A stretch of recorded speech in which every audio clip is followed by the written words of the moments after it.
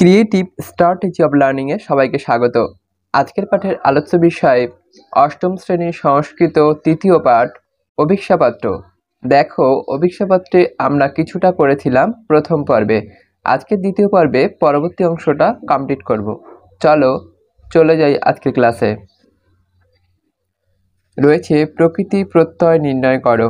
দেখো উষিত্তুয়া, আমি বাংলায় লিখে নিয়েছি। দেখো বচ যুক্ত তাজ প্রত্যয় হয়েছে, তাজ প্রত্যয় তা থাকে তোমরা জানো, মানে তাজ প্রত্যয় হয়েছে। তারপর একটা অদ্ধিতুম, অধিপূর্বক ই যুক্ত তুমুন প্রত্যয়।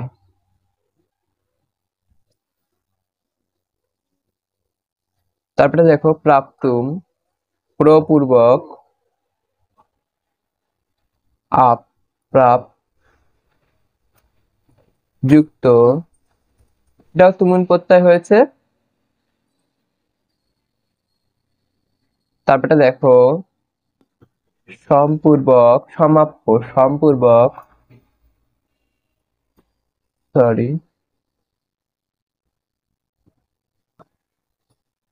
আপ যুক্ত লব প্রত্যয় সমাপ্য, লব প্রত্যয় জ থাকে, ল এবং প ইট হয়।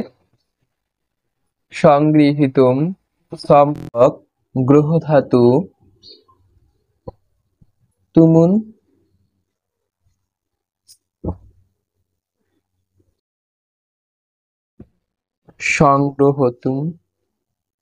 সংগ্রহিতুম আনীয় আপূর্বক নি যুক্ত লব আনীয়, আপূর্বক নি যুক্ত লব আনীয়।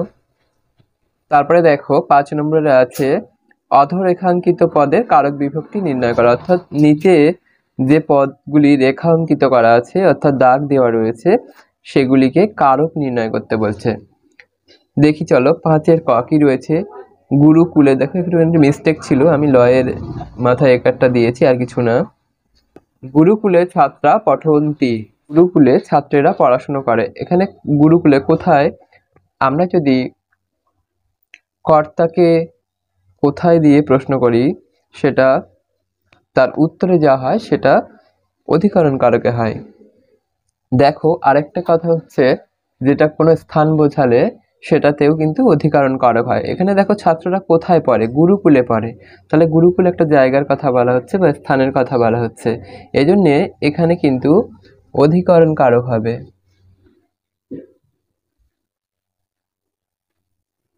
অধিকরণ কারকে সপ্তমী বিভক্তি হয়। বোঝা গেল?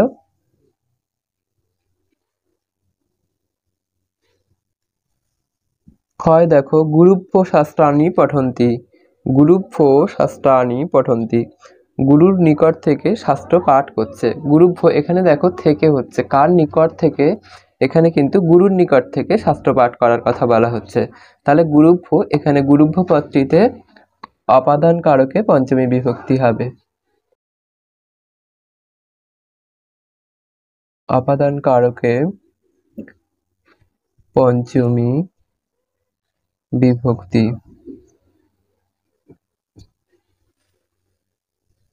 তারপরে দেখো ছাত্রা যোগাভ্যাসং কুর্বন্তি, ছাত্রেরা কি করে, যোগাভ্যাস করে। কর্তাকে যদি কি বা কাকে দিয়ে প্রশ্ন করা হয়, তাহলে তার উত্তর যেটি হয় সেটিতে কর্মকারক হয়। তাহলে এটি কর্মকারকে, আর কর্মকারকে দ্বিতীয় বিভক্তি হয়, কর্মকারকে দ্বিতীয়া বিভক্তি। তারপরে দেখো ঘ বৃক্ষেভ্য ফলানি আনতি, বৃক্ষের থেকে ফল আনার কথা বলা হচ্ছে, বৃক্ষের থেকে ফলগুলি আনো। বৃক্ষ থেকে, তাহলে ওই যে বললাম একটু আগে যে থেকে, কোনো কিছু থেকে আনার কথা বলছে এখানে, সেখানে বৃক্ষ থেকে অর্থাৎ গাছ থেকে ফলগুলো আনার কথা বলা হচ্ছে। সেখানে বৃক্ষেভ্য পদটিতে কি হবে, অপাদান কারক হবে পঞ্চমী বিভক্তি। অপাদান কারক, উপাদান কারকে পঞ্চমী,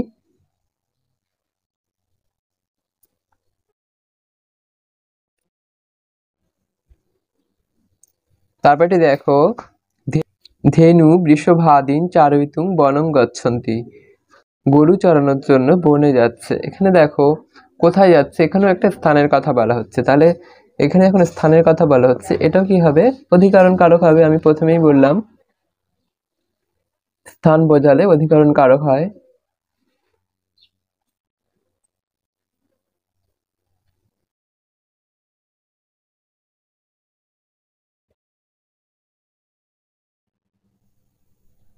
এখানে দেখো 5-এর ইংতে ধেনু বৃষভাদিন চারয়িতুং বনং গচ্ছতি, এখানে বনং পদটিতে কিন্তু বনে গচ্ছতি যদি হতো তখন কিন্তু অধিকরণ কারকে সপ্তমী বিভক্তি হতো, কিন্তু ধেনু এটা স্থানও বোঝাচ্ছে একদিকে, আবার একদিকে বনে বোঝালে তখন ওটা সপ্তমী বিভক্তি হচ্ছে। কিন্তু এখানে যেহেতু বনং আছে সেখানে একটু কনফিউশন আছে, এটা কিন্তু কর্মকারক হওয়ারও সম্ভাবনা রয়েছে, কেননা অনুস্বার বা শেষে যদি ময় হস থাকে তাহলে সে পদগুলিতে বেশিরভাগ আমরা কর্মকারক করতে হয়। কেননা কি বা কাকে দিয়ে তখন প্রশ্ন হবে। দেখো ধেনু বৃষভাদিন চড়ানোর জন্য কোথায় যায়, তাহলে বনে যায়। চড়ানো কোথায় যখন বলেছে তখন কোথায় স্থানের কথাই বলবে, সেহেতু অধিকরণ কারকই কিন্তু হয়। সেজন্য আমার মনে হয় বনং পদটি বনং না হয়ে বনে হলে এটা অর্থবহ একটা শব্দ হতো, কিন্তু যেহেতু বনং রয়েছে সেটা কিন্তু আমার মতে এটা অ্যাপ্রোপ্রিয়েট নয়। ঠিক আছে, যাই হোক, এটা তোমরা বনে গচ্ছন্তি হলে অধিকরণ কারক দিও সপ্তমী বিভক্তি, নচেত তোমরা বনং থাকলে কর্মকারকও দিতে পারো। দেখো কি বলছে, দক্ষতামূলক প্রশ্নে 1-এর ক, বন্ধনীর মধ্যে থেকে শব্দ চয়ন করে শূন্যস্থান পূরণ করো। প্রাচীনকালে গুরুকুলানি গচ্ছন্তি ভবতি ভবন্তি, গুরুকুলানি গুরুকুলগুলি ছিল, তাহলে গুরুকুলগুলি গচ্ছন্তি হবে না, যাওয়ার, গম ধাতু গচ্ছন্তি যাওয়ার কথা বলা হচ্ছে, এটা না। ভবতি অর্থাৎ ভবন্তি, দুটোর একটি হবে। তাহলে এখানে আমরা যেহেতু অনেকগুলি গুরুকুলের কথাই বলা হচ্ছে সেখানে আমরা ভবন্তি দেব, ভবন্তি। পরটি দেখো, ছাত্রা গুরুভ্যো শাস্ত্রাণি পঠতি পাঠাতা পাঠন্তি, ছাত্রা গুরুভ্যো শাস্ত্রাণি পঠন্তি, কেননা ছাত্রা আছে ছাত্রীরা, সেহেতু বহু বচনের রূপই হবে।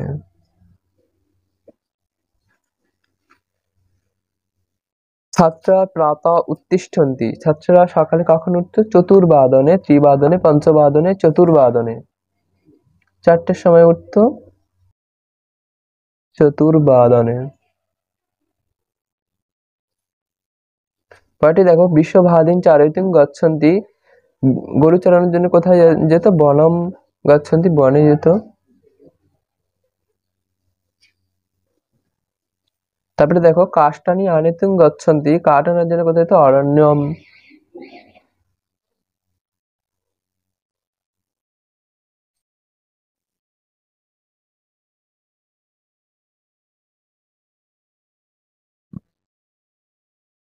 তণ্ডুলাদিকং প্রাপ্তুং গচ্ছন্তি গ্রামম, বনম অরণ্যম গ্রামম, গ্রামম, গ্রামে যেত চালানোর জন্য।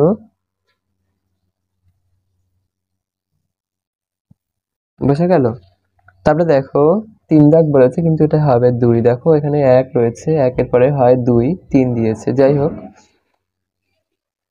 বইয়ে অনেক প্রিন্টিং মিস্টেক থাকে বা এডিটিং এর সময় অনেক ভুল হয়ে থাকে, যার কারণে এই সমস্যাগুলো আমাদের হয়। ক স্তম্ভের সঙ্গে খ স্তম্ভ মেলাও, ক স্তম্ভ খ স্তম্ভ। গুরুকুলে গুরুকুলে ছাত্রা ছাত্রা পঠন্তি স্বচ্ছতাং কুর্বন্তি, তণ্ডুলাদিকং প্রাপ্তুং ছাত্রা পাককার্যং শাস্ত্রাণি অধ্যেতুম। গুরুকুলে ছাত্রা দেখি কোনটা হয়, গুরুকুলে ছাত্রা পঠন্তি দিই আমরা, ছাত্রা পঠন্তি, ছাত্ররা কখন পড়তো, চতুর্বাদনে। স্বচ্ছতাং কুর্বন্তি, স্বচ্ছতা পরিষ্কার পরিচ্ছন্ন করতো কারা, ছাত্রা, ছাত্রেরা। তণ্ডুলাদিকং প্রাপ্তুং গচ্ছন্তি দি, ছাত্রা পাককার্যং কুর্বন্তি, ছাত্রা পাককার্য করতো। শাস্ত্রাণি অধ্যেতুম আগচ্ছন্তি। ঠিক আছে, তাহলে দেখো গুরুকুলের ছাত্ররা পাঠ করতো, ছাত্রা পঠন্তি চতুর্বাদনে, ছাত্রীরা 4টের সময় পড়তো।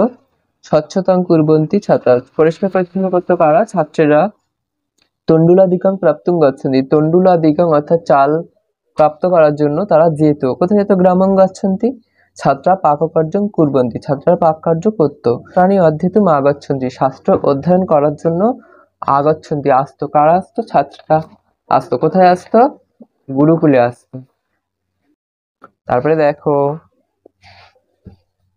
ভুল সংশোধন করো। বালকা গুরুভ্য পঠতি, দেখো বালকা পদটি এখানে বহু বচন রয়েছে, তাহলে বালকা গুরুভ্য পঠন্তি হবে।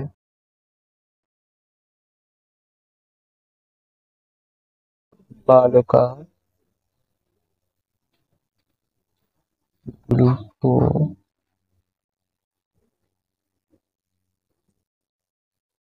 পঠন্তি। তারপরটি দেখো তে প্রতিদিনং যোগাভ্যাসং করতি, তে বলতে এখানে বহু বচনের রূপ রয়েছে, তাহারা বা তারা, তাহলে এখানে করতি হবে না, এটা কুর্বন্তি হবে।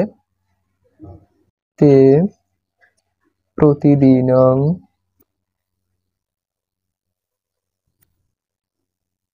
যোগাভ্যাসং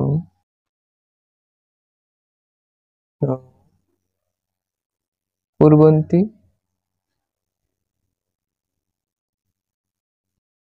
পরেরটি দেখো অহং ভারতীয়, অহং আমি ভারতীয়, কিন্তু এখানে আমি ভারতীয়, ভারতীয় কথাটিতে বহু বচন রয়েছে, সেহেতু অহং হবে না, বয়ং হবে। বয়ং ভারতীয়া।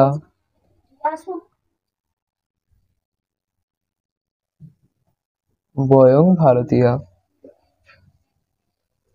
পরেরটি দেখো ছাত্রা উদ্যানং ক্রীড়ন্তি, ছাত্ররা কোথায় খেলে? এই দেখো সেখানে আগে আগে যেটাতে বলেছিলাম, এখানটাতে দেখো ধেনু বৃষভাদিন চারিতুং বনং গচ্ছতি, এই পদটিতে দেখো বনং, বনং পদটিতে এখানে কিন্তু একটা ভুল সংশোধনের জায়গা রয়েছে।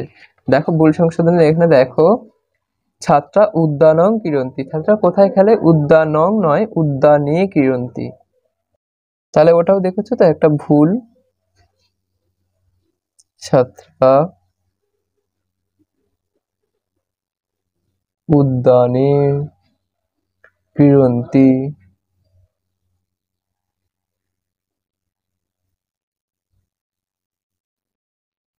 ছাত্রীরা উদ্যানে খেলা করে, বাগানে খেলা করে।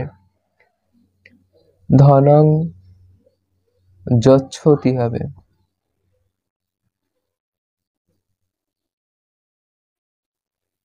নিপা করলে এখানে যচ্ছন্তি কথাটি ঠিক আছে, আর নিপো না, নিপো থাকলে তাহলে এটা যচ্ছতি হবে। পরেরটি দেখো ছাত্রা বনং গচ্ছতি, ছাত্র এখানে একইভাবে ছাত্রা পদটি বহু বচন রয়েছে, ছাত্রা বনং গচ্ছতি নয়, গচ্ছন্তি। লটের প্রথম পুরুষ বহু বচনের রূপ হবে ছাত্রা বনং